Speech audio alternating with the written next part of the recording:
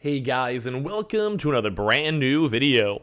In this video, we actually have a pretty good in-depth kind of rundown on the brand new PlayStation 5, brand new features in the beta when it comes to the 1440p firmware, and basically kind of talk about like what the in-depth of what it actually means, what's going to be going on, and all that type of good stuff. So this will be a little more of the in-depth technical side, kind of talking about the functionality of it and everything else, and it's usually kind of coming from one of the big boys, Digital Foundry, which has always been pretty on top of knowing what's going on, knowing the features, knowing the details, and kind of doing the internal testing. And when it comes to kind of products like this, you kind of want to have someone in this in-depth side because it just gives you more details of what you should be buying, what you can be actually using as of this current date, and as well. So we're going to go a little bit more on the in-depth of the reading of the article and kind of chime in a little bit just for clarifications and all that, but some pretty good stuff floating around for the PlayStation 5 itself. As well, if any of you guys are brand new, make sure you guys are subscribed with the notifications on. As well, for the brand new PlayStation 5 giveaway, Amazon links down below for the PS5 and all that good stuff. The Twitter and Twitch stream if you guys would like to go follow. Target links as well if you guys want to keep on checking for Target stock available. And of course, make sure you guys are just subscribed and give your thoughts and comments down below. So if you guys don't know, the PlayStation 5 actually has a brand new beta that just now officially came out. It's in the testing. People are having a chance to utilize it. And so one of the bigger features is the 1440p firmware and basically having a better picture, better qualities, better updates and all of that. And also 120 hertz experience too as well for brand new TVs. So with this, we have the Digital Foundry articles to go discuss on this one, talk about everything. So let's go and do a bit of a quick dive into it. So the 8K display support may still be AWOL, which is true as of right now. We cannot still go use the 8K, which is, a little bit on the sad side, I'll be fully honest. But that's okay, because Sony surprised us all last week by revealing a new firmware beta test, opening the door to 1440p functionality for PlayStation 5 amongst a range of other smaller scale new features and quality of life upgrades. With its plans to break into the PC monitor market, which if you guys do not know as well, Sony is in production as of right now, which is very smart. Kind of quick side note is that they basically did go and want to introduce these brand new monitors, and then a week later, well, maybe a few weeks later, we had the brand new PlayStation 5 firmware support. So basically with the brand new 1440p functionality for the PS5, amongst other big updates as well, and this is just kind of their big break into the PC monitor market, adding support for the 1560 by 1440p functionality, which also makes sense too because it ties in with the beta as we just mentioned too as well. So there should be a little bit more work to make sure everything's going good, but it does seem nice. So the introduction of this feature shows that Sony is responding more readily to consumer feedback. So not only has support for the 1440p monitors has been implemented, the firm has also responded to criticisms of its initial implementation of auto low latency mode support, an option that basically automatically invokes game mode on HDMI 2.1 TVs. So first of all, the ALLM wasn't available at all. Then it was added, but then it couldn't be turned off. Then we actually covered that in the channel, was actually causing issues with the TVs, such as black frame insertions. However, the ALLM was finally added as a toggle, which satisfied everyone, which was just a nice update to have. This also made it seem like a minor deal, but it's actually a good thing to see the platform holder addressing what some might be considered to be like just issues overall. So with the introduction of the 1440p is more mainstream request though, simply because of the proliferation of the 1440p PC monitors. Currently the sweet spot in terms of price, quality, features, and performance. While a 4K screen is a better fit for the current gen consoles, 1440p is becoming ubiquitous in the PC space. These screens typically support 1440p over HDMI 2.0 at both 60 and 120 Hz, while HDR is often featured as well. Adding specific support solves the problem where some of these screens would not support a 4K 60 Hz input, meaning that 1080p was the only way forward. And while some monitors could downscale to 4K 60 Hz, 4K at 120 Hz was always off the table, mainly just due to like the console constraints, the internal hardwares, and even a lot of PCs, like high-end PCs, have issues running 4K at 120 Hz as well. So owing to the bandwidth constraints on the HDMI 2.0 protocol, adopting a native 1440p output solves the capability problems and also allows for 120 Hz too as well. Meanwhile, allowing the PS5 to perform the scaling eliminates the possibility of additional display latency via scaling and likely produces a higher quality result too as well. So we just kind of have a chance to see all this type of stuff of that. It was not the most fine-tuned support.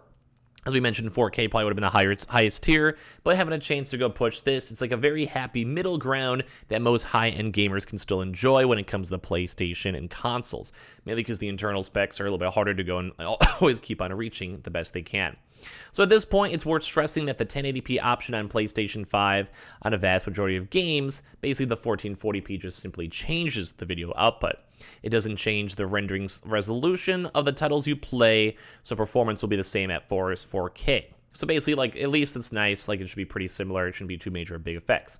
Something else they've also discovered is on titles that do have different rendering profiles, according to the output resolution selected for most of the PS4 Pro games, they actually defer to 4K modes when 1440p is selected, with the GPU downscaling before sending the image to the display output, which, interestingly enough, I think does still mostly work and is fine. I know a lot of games, even gamers nowadays, like to just kind of downscale, even using OBS, like capturing software usually sometimes downscale as well with somewhat mostly okay occurrences, so it shouldn't be too big of a deal, I think.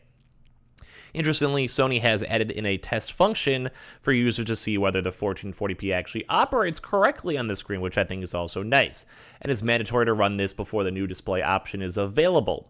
It cycles through 1440p output at 60Hz and 120Hz in both SDR and HDR color modes. Once you're validated and you're getting a picture in each configuration, you're more than able to select 1440p output too as well, which I do also like the pre-testing features.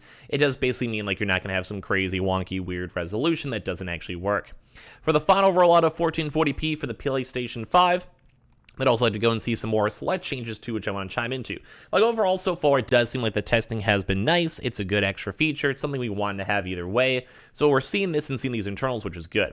So they want to see VRR refresh, basically working and seeing really nice, for the PS5 at 1080p or 4K. But for some odd reason, Sony has elected to not support it for 1440p, which is also might just be like a mid-tier release where maybe when it's fully out, they'll test more and release more. So basically, that is a little bit on the disappointing side because Xbox does have it and it works fine with them. It may well be that there is also some deviation from HDMI specifications in allowing VRR and 1440p to run in tandem, but the point is that it's possible and therefore should be supported. So if Xbox can do it, why can't PlayStation? In fact, running a 1440p PC monitor with FreeSync enabled on the menus may stop the 1440p functionality from working at all. So we're seeing like these really small hiccups on the PlayStation 5 beta. They noticed this on the LG 27-inch, monitor for it. However, go into the menus on your monitor, turn off FreeSync support, and it should work.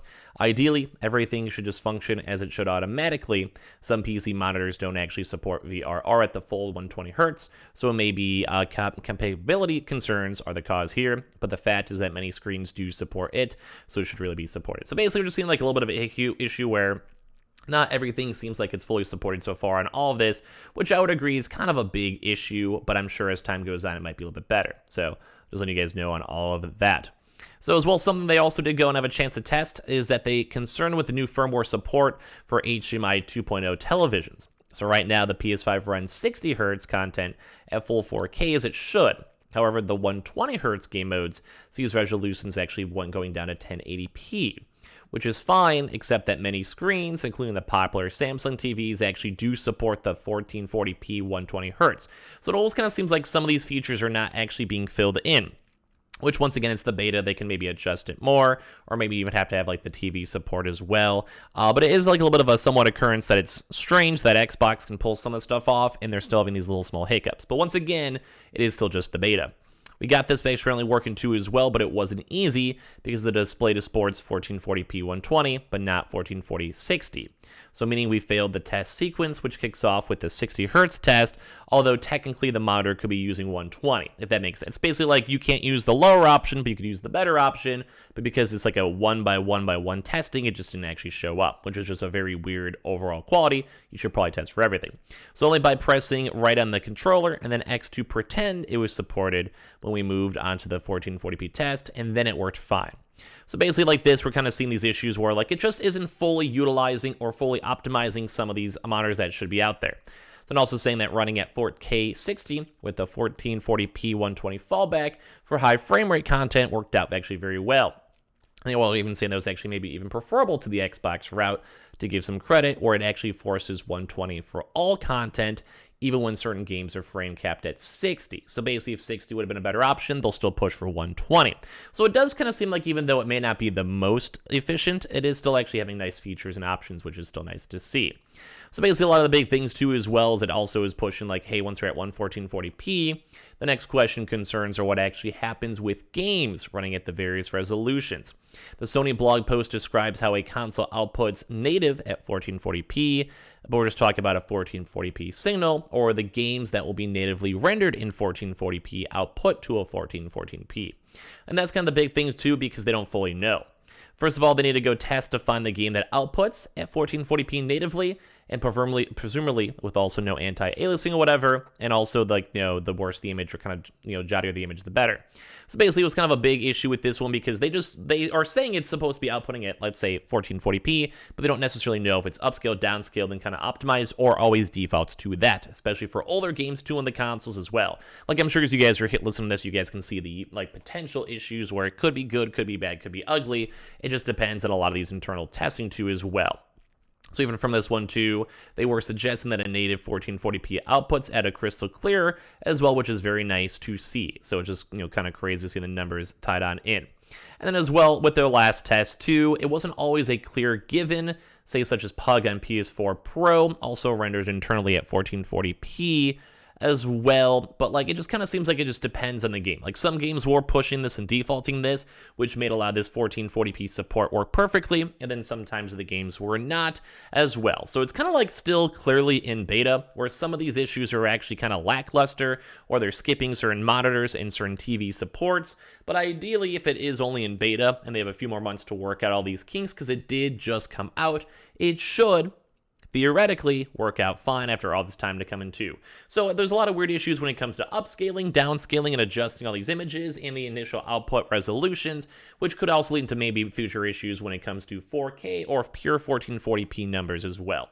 So just a lot of stuff all tied together. A lot of big issues kind of tied up and at the end of the day, I think it still can be fixed. It's not like a death sentence for it, but it's also intriguing to note that we're seeing some of these little small hiccups on the true default 1440p outputs.